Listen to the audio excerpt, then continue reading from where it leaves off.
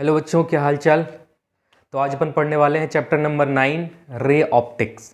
ठीक है, चैप्टर बहुत लंबा है लेकिन आसान है।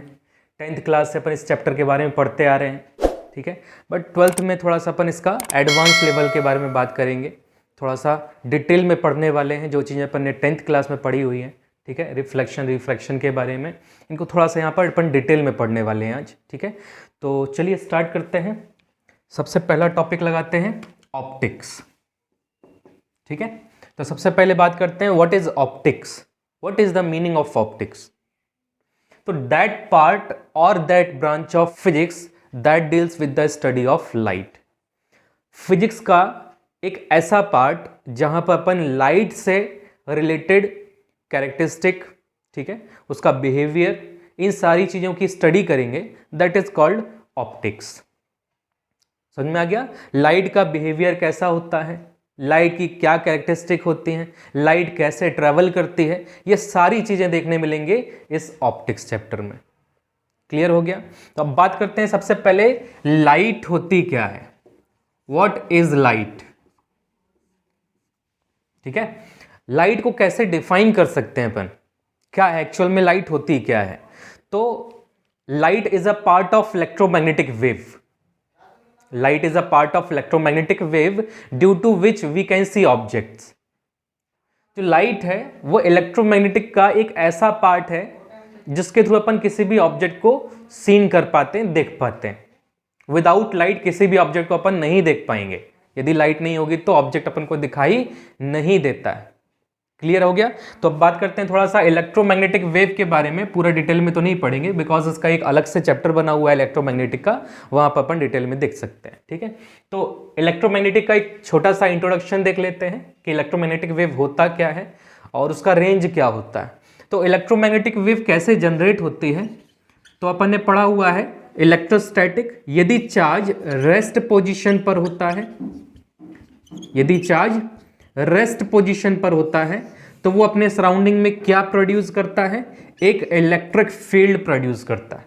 यदि चार्ज रेस्ट पोजीशन पर है तो वो एक इलेक्ट्रिक फील्ड प्रोड्यूस करता है। यदि यही चार्ज कांस्टेंट वेलोसिटी से मूव करना स्टार्ट कर देता है, कांस्टेंट वेलोसिटी से, यदि चार्ज कांस्टेंट वेलोसिटी से मूव करना स्टार्ट करता है देन ये क्या प्रोड्यूस करता है, अपने सराउंडिंग में एक मैग्नेटिक फील्ड प्रोड्यूस करता है। ठीक है, कांस्टेंट वेलोसिटी से। अब यदि चार्ज एक्सेलरेट करता है या फिर ऑसिलेट करता है, ठीक है, या तो चार्ज एक्सेलरेट करेगा या तो चार्ज ऑसिलेट करेगा, तब ये चार्ज क्या प्रोड्यूस करता है, इलेक्ट्रोमैग्नेटिक वेव प्रोड्यूस करता है। क्लियर हो गया? तो इलेक्ट्रोमैग्नेटिक वेव कैसे प्रोड्यूस होती है, एक्सेलरेटिंग पार्टिकल या फिर ऑसिलेटिंग पार्टिकल से जनरेट होती है।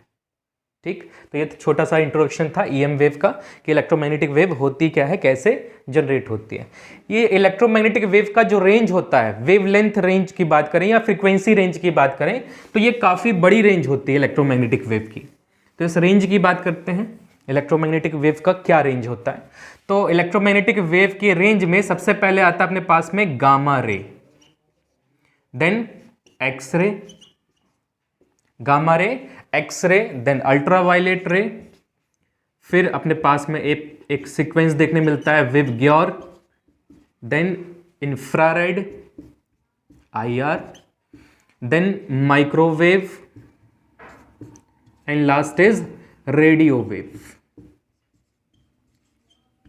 ठीक है, तो ये एक रेंज है इलेक्ट्रोमैग्नेटिक वेव का जिसको अपन स्पेक्ट्रम कहते हैं। इलेक्ट्रोमैग्नेटिक वेव का स्पेक्ट्रम है जो कि गामा रेज से स्टार्ट होता है, जहां पर गामा रेज की जो फ्रीक्वेंसी होती है वो सबसे ज्यादा होती है और वेवलेंथ सबसे कम होती है। ठीक है, तो बात करें फ्रीक्वेंसी रेंज की, तो फ्रीक्वेंसी रेंज क्या हो रही है, यहां पर डिक्रीज होती चली जाएगी। ठीक है, सबसे ज्यादा फ्रीक्वेंसी गामा रेज की, फिर डिक्रीज होना स्टार्ट हो जाएगी, डिक्रीज होते सबसे कम फ्रीक्वेंसी मिलेगी रेडियो वेव्स के लिए। अब वेवलेंथ रेंज की बात करें तो सबसे कम वेवलेंथ हो गया गामा का, उसके बाद में वेवलेंथ इंक्रीज होता जाएगा और रेडियो वेव्स का सबसे ज्यादा वेवलेंथ होता है।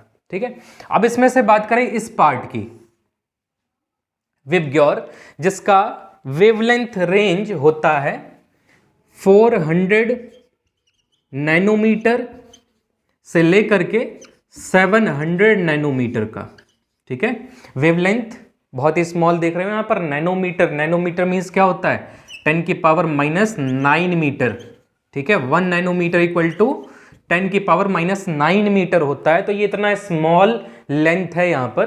तो 400 नैनोमीटर से लेकर के 700 नैनोमीटर की जो वेव होती है, ठीक है, 400 नैनोमीटर से 700 नैनोमीटर की जो वेव होती है, दैट इज कॉल्ड लाइट।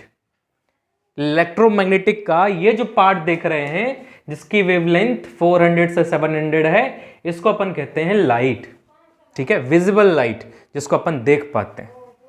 क्यों देख पाते हैं? बिकॉज अपनी जो आई है, ठीक है, अपनी जो आंख है वो केवल इस रेंज के लिए सेंसिटिव होती है, ठीक है। ये रेंज ही अपने आई पर क्या प्रोड्यूस कर पाता है, एक सेंसेशन प्रोड्यूस कर पाता है, तब जाके वो सिग्नल भेजता है अपने माइंड पर, ब्रेन पर, ठीक है। तो ये जो रेंज देख रहे हैं, इसी रेंज के बारे में आज अपन यहां पर बात करने वाले हैं, लाइट के बारे में, ठीक है। तो ये था लाइट का इंट्रोडक्शन कि लाइट क्या होती है। Light is a part of electromagnetic wave due to which we can see objects. Clear हो गया? चलिए आगे बढ़ते हैं।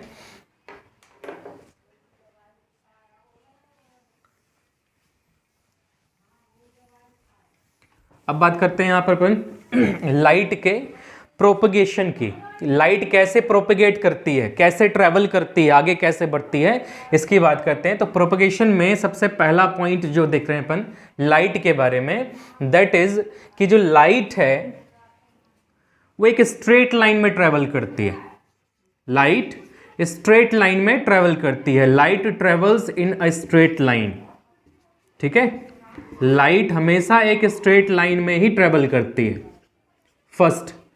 सेकेंड पॉइंट, ये प्रोपगेशन की बात कर रहे हैं अपन, लाइट कैसे प्रोपेगेट करती है, मतलब कैसे ट्रेवल करती है।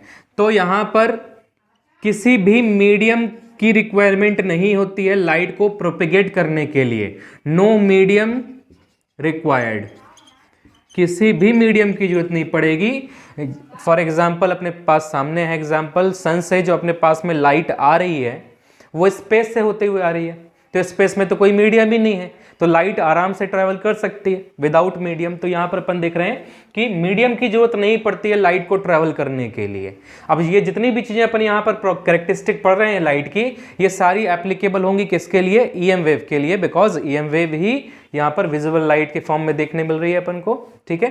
तो ये सारी जो कैरेक्टरिस्टिक अपन पढ़ रहे हैं इसको अपन ईएम वेव की कैरेक्टरिस्टिक भी बोल सकते हैं कि एक स्ट्रेट लाइन में ट्रैवल करेगा, मीडियम का कोई रिक्वायरमेंट नहीं होगा, किसी भी मीडियम में, विदाउट मीडियम में भी ट्रेवल कर सकती है। थर्ड पॉइंट है अपने पास में पाथ ऑफ लाइट। जिस पाथ पर लाइट ट्रेवल करती है, path of light is called light रे।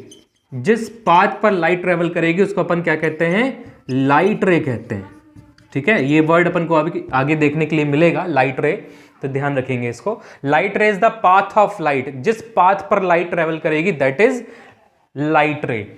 फोर्थ पॉइंट बात करें तो यहां पर पैरेलल लाइट रेज, यदि बहुत सारी पैरेलल लाइट रेज देखने मिल रही है तो इसको अपन क्या कहते हैं? इसको अपन कहते हैं beam of light, beam of light. Clear हो गया? Parallel light rays are called beam of light. तो ये एक नेक्स्ट पॉइंट देखने के लिए मिला। फिफ्थ पॉइंट की बात करें तो स्पीड ऑफ लाइट।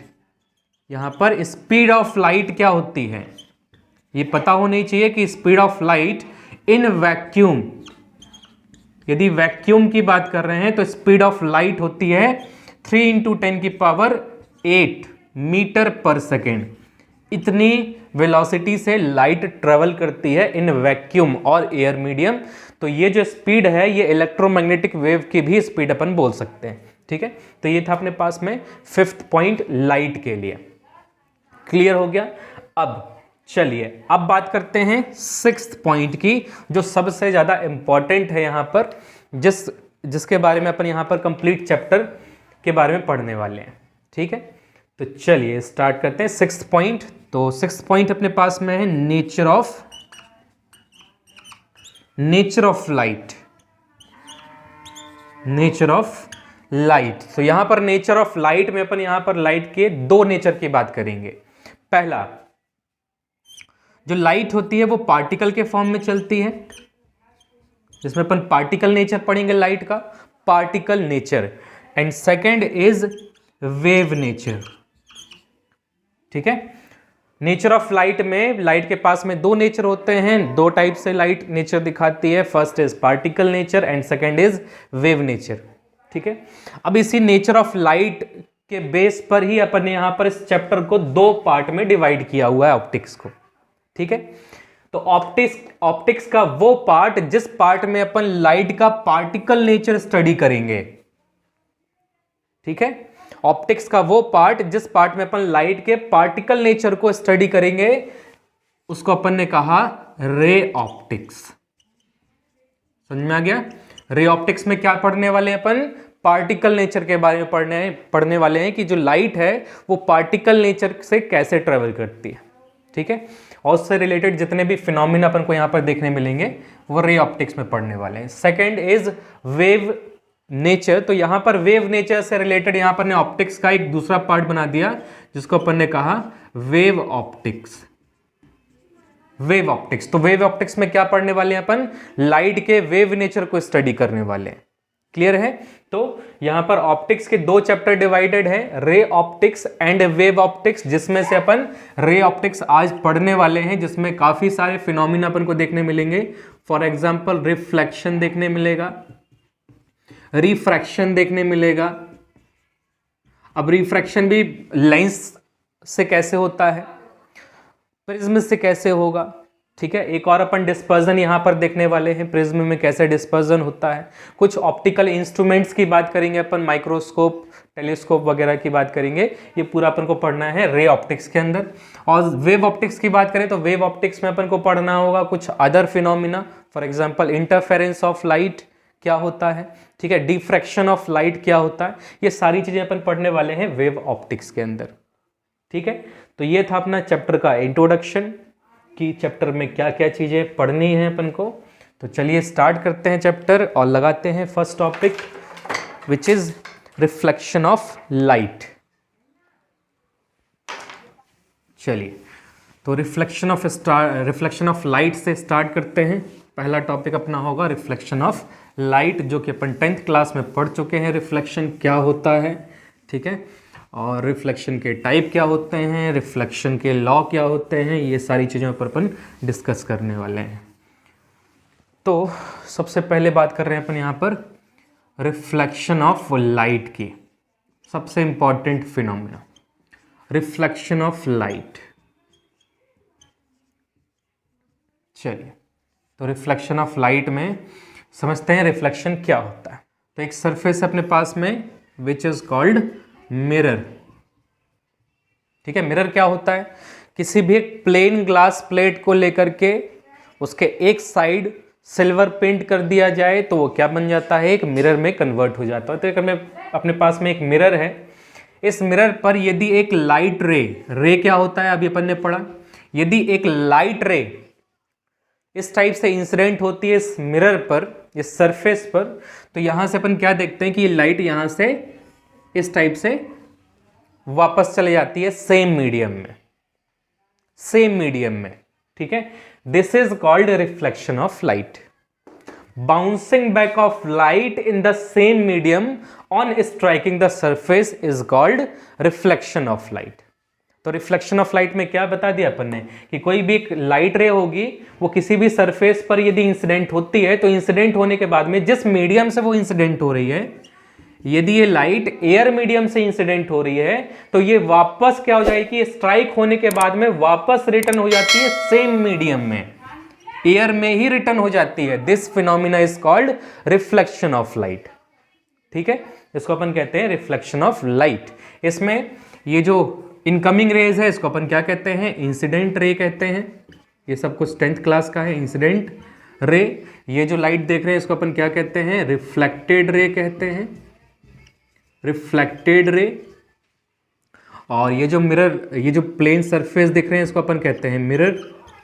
ये जो फिनोमिना देखने मिल रहा है ये किससे मिलेगा देखने के लिए? मिरर से देखने मिलेगा। अब बात करते हैं यहां पर एक थर्ड लाइन अपन को बनानी पड़ेगी जिसको अपन कहते हैं normal. What is normal? Perpendicular line to the surface. जिस सरफेस से रिफ्लेक्शन हुआ है उस सरफेस से एक परपेंडिकुलर लाइन ड्रॉ कर लें, इसे अपन क्या कहते हैं? नॉर्मल कहते हैं। ठीक है, समझ में आ गया? तो ये था अपने पास में normal, incident light, reflected light and mirror. अब एंगल की बात करें तो यहां पर नॉर्मल और इंसिडेंट लाइट के बीच में जो एंगल होगा that is called incidence angle. ठीक है, और रिफ्लेक्टेड लाइट और नॉर्मल के बीच जो एंगल बन रहा होगा उसको अपन क्या कहेंगे? एंगल ऑफ रिफ्लेक्शन कहेंगे। ठीक है, I is equal to angle of incidence angle बोल सकते हैं, incidence angle, and small R equal to angle of reflection, angle of reflection. ये तो ये अपने पास में दो एंगल देखने के लिए मिलते हैं रिफ्लेक्शन ऑफ लाइट में। क्लियर हो गया? चलिए, तो ये था अपने पास में रिफ्लेक्शन ऑफ लाइट, जिसमें अपन ने देखा कि यदि एक लाइट जिस मीडियम से इंसिडेंट होती है उसी मीडियम में वापस रिटर्न होती है, बाउंस बैक होती है, this is called reflection of light. अब बात करते हैं यहां पर रिफ्लेक्शन के टाइप्स की। टाइप्स ऑफ रिफ्लेक्शन, कितने टाइप्स के रिफ्लेक्शन यहां पर अपन को देखने मिलते हैं? तो there are two types of reflection. First is regular reflection and second is irregular reflection. तो रेगुलर रिफ्लेक्शन क्या होता है पहले उसको समझ लेते हैं। तो एक सरफेस है, इस सरफेस पर लाइट इंसिडेंट होती है, पैरेलल लाइट्स इंसिडेंट हो रही है इस टाइप से। ठीक है, ये पैरेलल लाइट इंसिडेंट होती है सरफेस पर और रिफ्लेक्शन होने के बाद में इस टाइप से इसका रिफ्लेक्शन देखने मिलता है। ये तो देखें यहां पर कि जो लाइट इंसिडेंट हुई है पैरेलली इंसिडेंट हुई है और रिफ्लेक्ट भी कैसे हो रही है? ये पैरेलल रिफ्लेक्ट हो रही है। This is called regular reflection. जिस पैटर्न में लाइट आ रही है उसी पैटर्न में लाइट क्या हो रही है? वापस जा रही है। तो इस टाइप के रिफ्लेक्शन को अपन क्या कहते हैं? रेगुलर रिफ्लेक्शन कहते हैं। और ये रिफ्लेक्शन अपन को कहां पर देखने मिलता है? स्मूथ सरफेस पर देखने के लिए मिलता है। ठीक है, स्मूथ सरफेस में इस टाइप का रिफ्लेक्शन देखने मिलेगा और केवल इसी टाइप के रिफ्लेक्शन में अपन किसी भी इमेज को देख सकते हैं।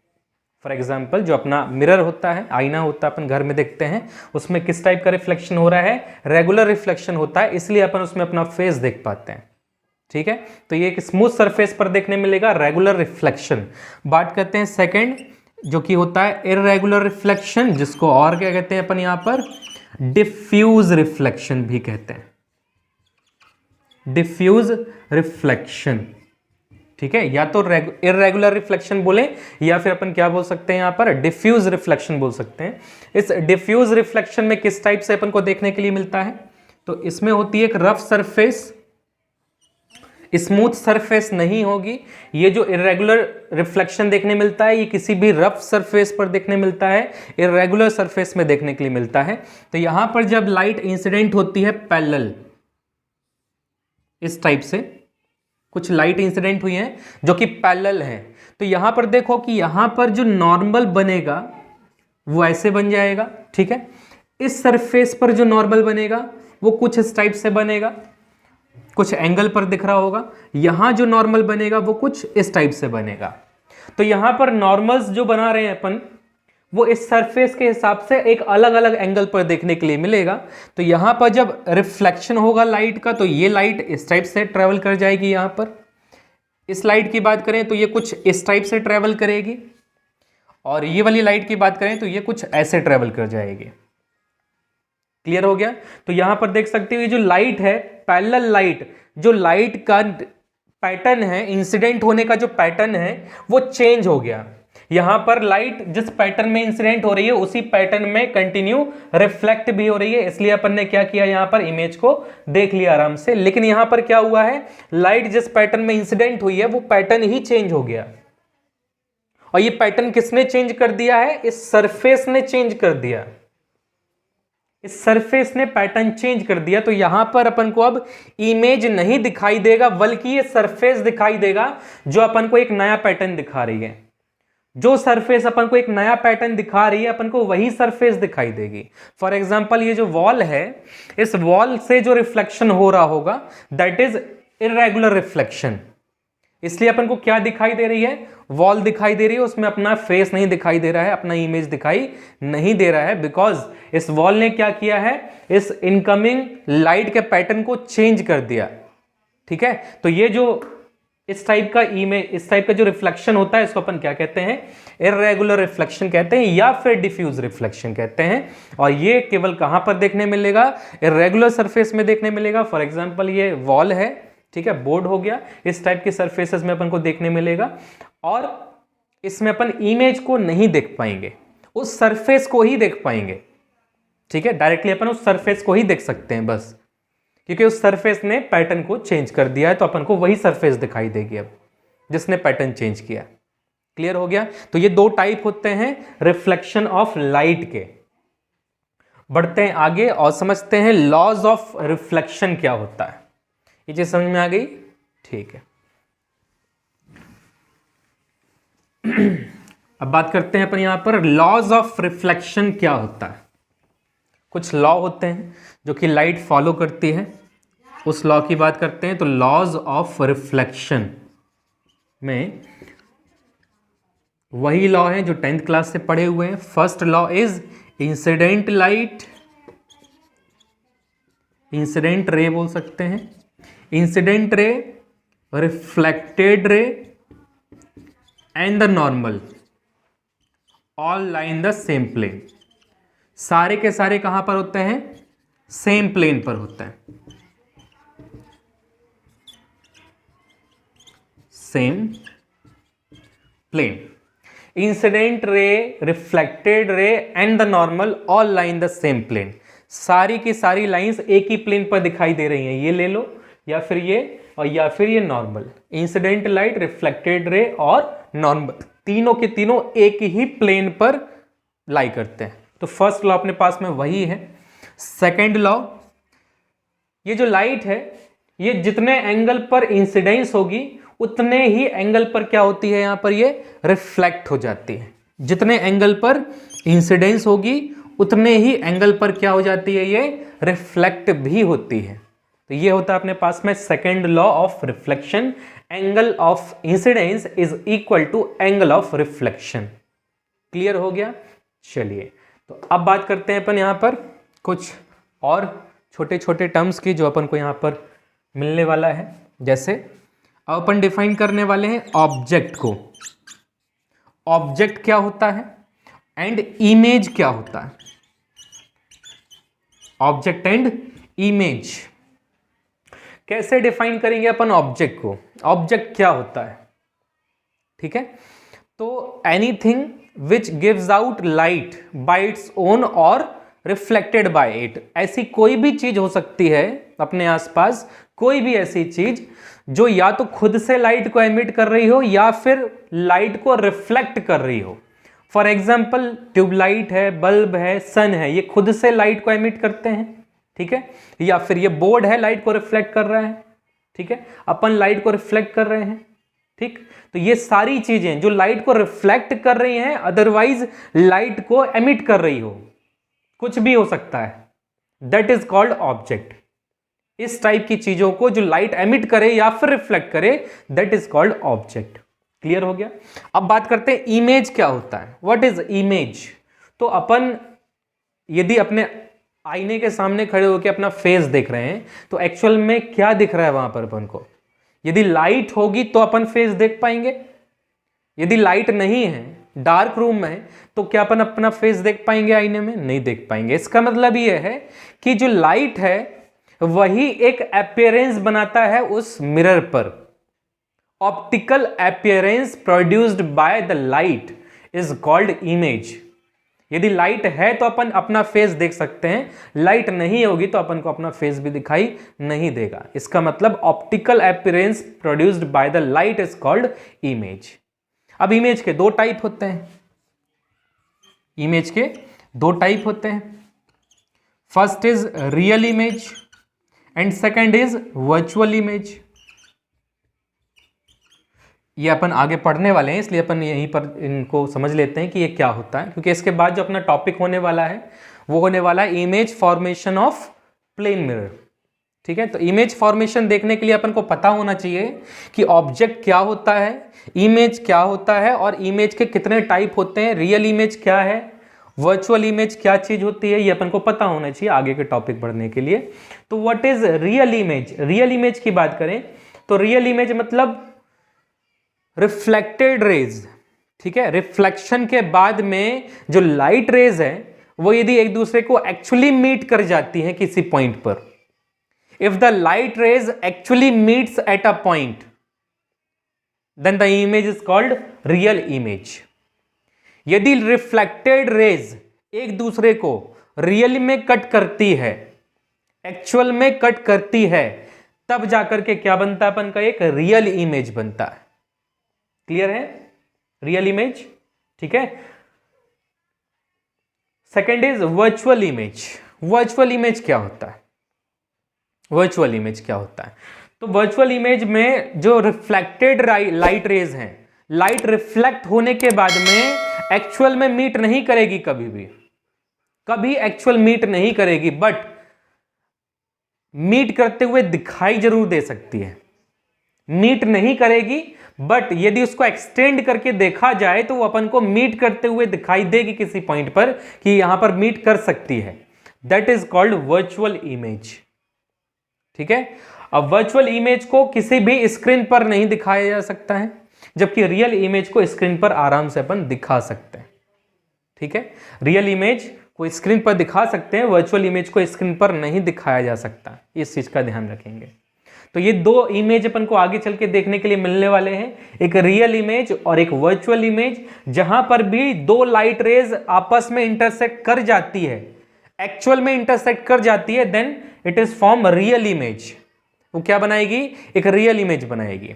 लेकिन यदि दो लाइट रेज एक्चुअल में मीट नहीं कर रही है, बट उसको यदि एक्सटेंड करके देखा जाए तो एक्सटेंड करने पर कहीं पर मिलती हुई दिखाई दे रही है या मीट होते हुए दिखाई देती है, then it is called virtual image. ठीक है, तो ये दो टाइप के इमेज का ध्यान रखेंगे अपन। चलिए अब बात करते हैं नेक्स्ट टॉपिक की। तो नेक्स्ट टॉपिक अपना image formation by plane mirror. Image formation by plane mirror.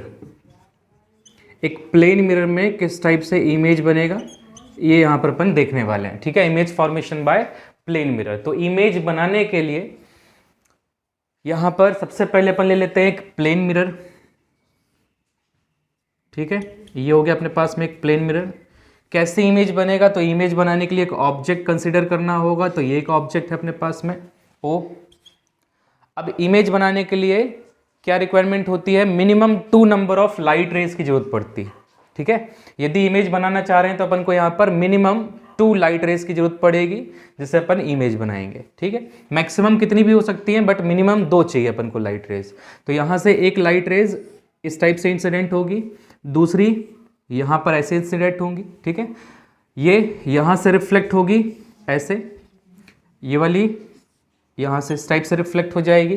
ठीक है, according to law of reflection angle I equal to angle R से यहाँ पर जितने एंगल पर ये इंसिडेंट होगी उतने ही एंगल पर यहाँ पर रिफ्लेक्ट होगी। सेम टू सेम यहाँ पर भी देखने के लिए मिलेगा। अब ये दोनों लाइट रेज कहाँ मीट कर रही हैं रिफ्लेक्ट होने के बाद में? रियल में मीट करेंगे कभी नहीं करने वाली। तो अपन ने 2 टाइप के इमेज पढ़े थे ना, एक रियल इमेज और एक वर्चुअल इमेज। तो रियल इमेज कब मिलता है? जब दो light rays after reflection actual meet करती है तो अपन को एक रियल इमेज देखने मिलता है। और जब 2 light rays after reflection meet नहीं करेगी, एक्चुअली मीट नहीं करेगी, अपीयर्स टू मीट दिखेगा, तब अपन को एक वर्चुअल इमेज देखने के लिए मिलता है। ठीक है, तो इसको अपन ने देखा कि ये कभी भी इंटरसेक्ट नहीं करने वाली, मीट नहीं करने वाली, बट यदि इसको पीछे एक्सटेंड कर दिया जाए इस टाइप से, इसको भी, तो ये दोनों जाकर के यहां पर मीट होती है।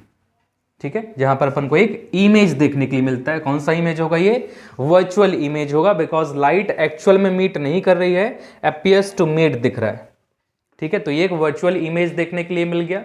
अब ये जो इमेज देखने के लिए मिला है प्लेन मिरर में, इस इमेज की कैरेक्टरिस्टिक क्या है? तो फर्स्ट पॉइंट बात करें, सबसे पहले अपन यहाँ पर इसका डिस्टेंस कितना होता है। कितने डिस्टेंस पर इमेज देखने के लिए मिलता है, तो जितना डिस्टेंस होता है ऑब्जेक्ट का उतने ही डिस्टेंस पर अपन को इमेज भी मिलता है। सेम डिस्टेंस पर जितना दूर ऑब्जेक्ट होगा उतना दूर इमेज होगा। ठीक है, तो यहां पर सबसे पहला जो पॉइंट है कैरेक्टरिस्टिक वो है डिस्टेंस के लिए कि image is formed at same distance, formed at same distance as far as object। जितना दूर ऑब्जेक्ट होगा उतना ही दूर क्या होगा, इमेज बनता है। First point. Second point is कि साइज क्या होगा इस इमेज का, जितना बड़ा साइज का ऑब्जेक्ट होगा उतना ही बड़ा साइज का इमेज भी मिलने वाला है। तो size of image, size of image is equal to size of object. ठीक है, जितना बड़ा ऑब्जेक्ट का साइज होगा उतने ही बड़े साइज का इमेज भी मिलने वाला है। थर्ड पॉइंट क्या होगा, तो थर्ड पॉइंट है अपने पास में किस टाइप का इमेज देखने के लिए मिल रहा है, वर्चुअल इमेज देखने के लिए मिल रहा है। ठीक है, तो वर्चुअल इमेज हमेशा कैसा होता है, इरेक्ट इमेज होता है, मतलब सीधा इमेज होता है, सीधा इमेज देखने के लिए मिलता है और वर्चुअल इमेज देखने के लिए मिलता है। जब भी अपन आईने में अपना इमेज देखते हैं तो उल्टा तो नहीं दिखाई देता, सीधे दिखाई देते हैं ना अपन। तो यहाँ पर एक सीधा इमेज मतलब इरेक्ट इमेज देखने के लिए मिलेगा और एक वर्चुअल इमेज देखने के लिए मिलेगा। रियल इमेज नहीं बनता, अपन पढ़ चुके हैं वर्चुअल इमेज को स्क्रीन पर अपन नहीं दिखा सकते, can not be obtained on a screen. Clear हो गया। तो ये अपने पास में image formation by plane mirror, एक प्लेन मिरर में कैसे इमेज बनता है ये अपन ने यहां पर देखा। ठीक, चलो तो एक और फॉर्मेशन देख लेते हैं इसका, डिफरेंट ऑब्जेक्ट को लेकर के। ये तो अभी अपन ने पॉइंट ऑब्जेक्ट को लेकर के किया है। यदि अपन बात करते हैं कि लाइन ऑब्जेक्ट के लिए कैसे बनाएंगे, लाइन ऑब्जेक्ट, ये एक लाइन ऑब्जेक्ट है, इसके लिए इमेज कैसे तैयार होगा इस प्लेन मिरर में, उसकी बात करें तो यहां पर अपन ने कहा कि ये एक पॉइंट है और ये एक पॉइंट है, यहां से एक लाइट रेज ऐसे इंसिडेंट होगी, जो नॉर्मल इंसिडेंट होती है वो वापस उसी डायरेक्शन में रिटर्न होगी। ठीक है, इसको पीछे एक्सटेंड करो। सेम यहां से भी एक लाइट रेज इंसिडेंट होगी नॉर्मली, ये भी सेम डायरेक्शन में रिटर्न हो जाएगी। ठीक है, इसको भी पीछे एक्सटेंड कर दो। यहां से एक लाइट रेज और ऐसे इंसिडेंट करो, यहां से रिफ्लेक्ट हो गई ऐसे जाएगी, यहां से एक लाइट इंसिडेंट करो, यहां से ये रिफ्लेक्ट हो गई ऐसे चलेगी। ठीक है, अब इनको पीछे एक्सटेंड करो, कहां जा रहा है देखो, ये इसको भी एक्सटेंड करो, देखो कहां जा रहा है, ये बन गया इमेज। ये इमेज देखने मिला। इस लाइन ऑब्जेक्ट का कितने डिस्टेंस पर होगा, जितने डिस्टेंस पर ऑब्जेक्ट होगा उतने ही डिस्टेंस पर इमेज भी होगा। कितने साइज का होगा, जितने साइज का ऑब्जेक्ट है उतने ही साइज का इमेज भी होगा। और वर्चुअल है, इरेक्ट है। क्लियर हो गया अब image formation by plane mirror. चलिए इसके बाद बात करते हैं number of images form by plane mirror. यदि एक अलग अलग केस लेकर के अपन प्लेन मिरर्स को रख देते हैं, पैरेलल रख देते हैं तो क्या होगा, 90 डिग्री पर रखते हैं तो क्या होगा, 30 डिग्री पर रखते हैं तो क्या होगा।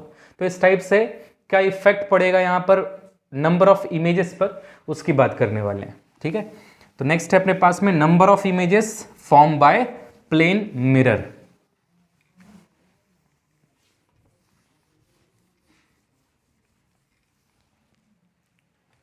नंबर ऑफ इमेजेस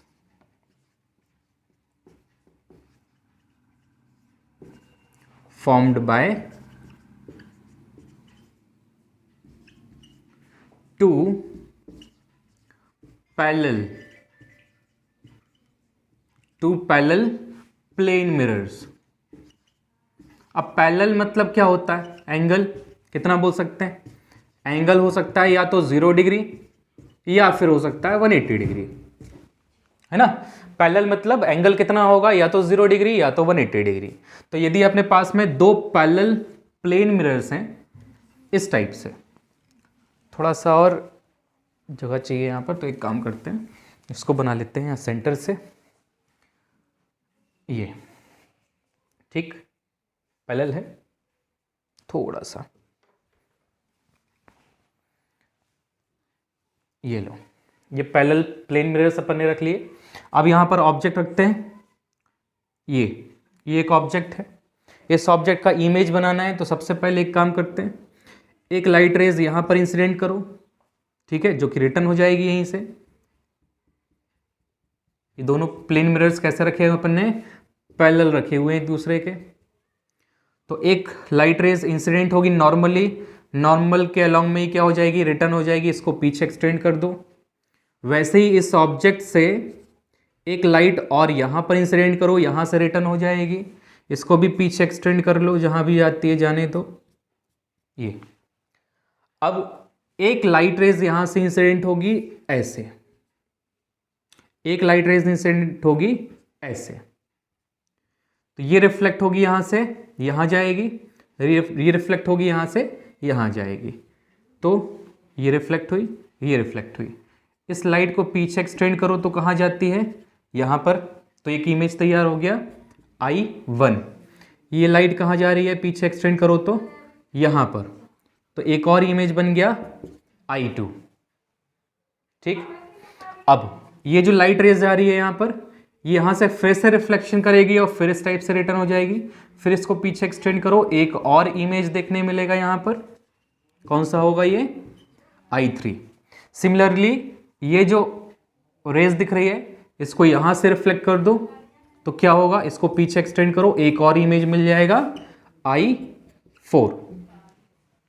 कितने इमेज, कितने नंबर ऑफ इमेजेस देखने मिलेंगे दो पैरेलल प्लेन मिरर से, इनफाइनाइट। ठीक है, इस टाइप से ये चलता ही जाएगा लगातार। ठीक है, कंटिन्यू चलता जाएगा। अभी तो अपन ने ये एक सिंगल रे को लेकर के किया हुआ है। अभी सोचो यहां पर एक और रेज होगी तो उसके भी इतने ही सारे इमेज बनेंगे। एक और रेज ऐसे ले ली जाए तो उसके भी ढेर सारे इमेजेस बनेंगे। उसके बाद यहां पर ढेर सारी लाइंस ऐसे ले सकते हैं। तो ये जब सारी की सारी रिफ्लेक्ट होकर के इमेज बनेंगी तो कितने नंबर ऑफ इमेजेस देखने मिलेंगे, ढेर सारे नंबर ऑफ इमेज देखने मिलेंगे। मतलब number of images form by two parallel plane mirrors are infinity. कितने नंबर ऑफ इमेजेस देखने मिलेंगे, इन्फिनिटी, ढेर सारे इमेजेस होंगे। ठीक है, कैसे बनेंगे ये सामने है अपने पास में, किस टाइप से फॉर्मेशन होता है इमेज का। लेकिन ये जो इनफाइनाइट इमेजेस देखने के लिए मिलेंगे, इनमें कुछ तो डिफरेंस होगा हर एक इमेज में। क्या डिफरेंस होगा, इंटेंसिटी डिक्रीजेस। यहां जो सबसे फर्स्ट वाली इमेज दिखाई देगी वो सबसे ज्यादा इंटेंसिटी की होगी। उसके बाद धीरे धीरे इंटेंसिटी क्या होना स्टार्ट हो जाएगी, डिक्रीज होना स्टार्ट हो जाएगी। ठीक है, सबसे पहला वाला सबसे क्लियर इमेज दिखाई देगा, सबसे ज्यादा क्लियर, मतलब इंटेंसिटी सबसे ज्यादा। उसके बाद धीरे धीरे इंटेंसिटी क्या होगी, डिक्रीज होना स्टार्ट हो जाएगी और सबसे लास्ट वाला सबसे कम इंटेंसिटी का दिखेगा।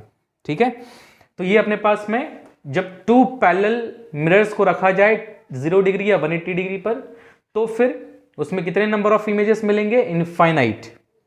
क्या चेंजेस दिखेगा, सभी की इंटेंसिटी डिफरेंट होगी। ठीक है, इंटेंसिटी डिक्रीज होती चली जाएगी। तो ये था अपने पास में number of images form by two parallel plane mirrors. अब बात करते हैं, यदि अपन ने दो मिरर्स को इंक्लाइंड कर दिया थीटा एंगल पर, तो फिर नंबर ऑफ इमेजेस क्या होंगे। यदि दो मिरर्स को थीटा एंगल पर इंक्लाइंड कर दिया है तो फिर नंबर ऑफ इमेजेस क्या होने चाहिए। If two plane mirrors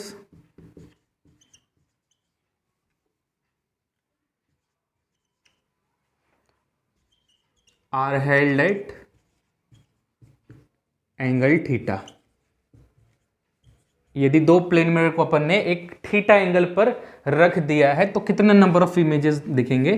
तो देखिए, ये अपने पास में दो प्लेन मिरर्स कितने एंगल पर रखा हुआ है, थीटा एंगल पर रखा हुआ है। यहां पर एक ऑब्जेक्ट रख देते हैं। अब अपन को बताना है यहां पर कितने नंबर ऑफ इमेजेस देखने मिलेंगे। तो यहां पर अपने पास में दो केसेस होते हैं, दो केसेस। ठीक है, the number of images equal to होता है 360 डिग्री। ये फॉर्मूला अपने पास में नंबर ऑफ इमेज निकालने के लिए, 360 degree upon theta, when 360 upon theta is odd. एक चीज हमेशा ध्यान रखें कि number of images formed by two mirrors held at angle theta is always odd number. जब भी दो मिरर्स को थीटा एंगल पर रखा जाएगा तो उनके बीच में जितने भी इमेजेस मिलेंगे वो हमेशा एक ऑड नंबर ही होगा, हमेशा एक ऑड नंबर होगा। इस चीज का ध्यान रखना, हमेशा एक ऑड नंबर होता है। मतलब कैसे होता है ऑड नंबर? जैसे यहां पर एक दो बना, टू इमेजेस यहां पर बन गए, एक इमेज होगा यहां पर, वो अपन समझते हैं किस टाइप से होता है, ठीक है। तो यहां पर हमेशा ही ऑड नंबर में ही इमेजेस देखने के लिए मिलते हैं। तो यदि 360 अपॉन थीटा यदि ऑड नंबर है तो वही अपन का नंबर ऑफ इमेजेस होता है। एंड सेकेंड केस, यदि अपना n 360 अपॉन थीटा क्या है, यदि 360 अपॉन थीटा इवन आता है, इवन नंबर आता है, तो फिर उसको ऑड बनाने के लिए क्या करोगे? -1 कर दोगे। 360 अपॉन थीटा -1 फिर से ऑड नंबर बन गया। तो ये चीज ध्यान रखना कि जहां पर जो इमेज बनता है वो हमेशा ही ऑड नंबर रहेगा। तो यदि ऑड नंबर आ रहा है तो फिर कोई प्रॉब्लम नहीं है, यदि इवन नंबर आता है तो ऑड नंबर बनाने के लिए क्या करोगे? -1 कर लोगे।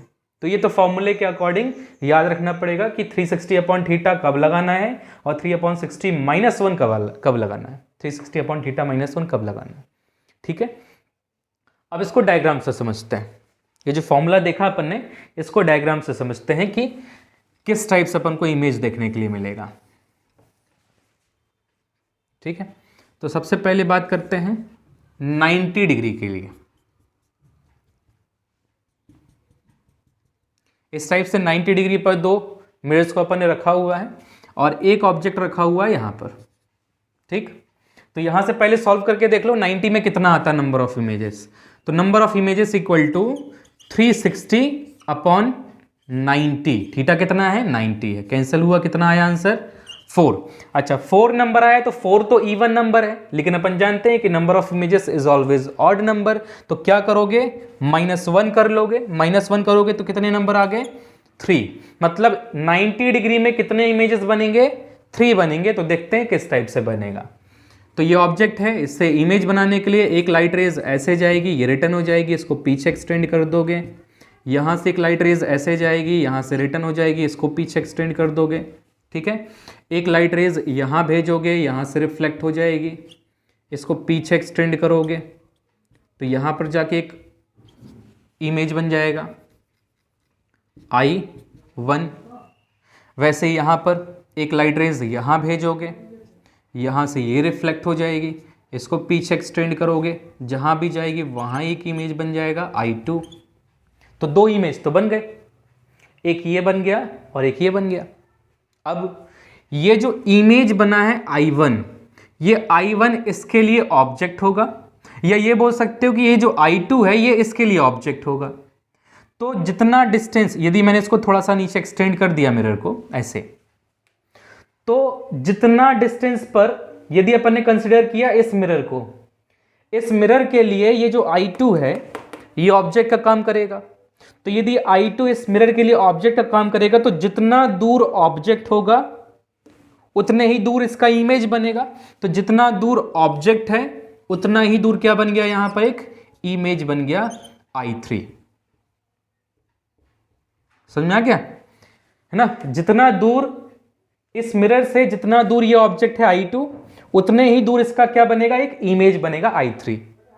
और सेम इसी पॉइंट पर यदि अपन ने इस मिरर को ले लिया तो जितना दूर I1 है उतना ही दूर क्या बनेगा? इसका इमेज बनेगा I1 का इस मिरर के लिए।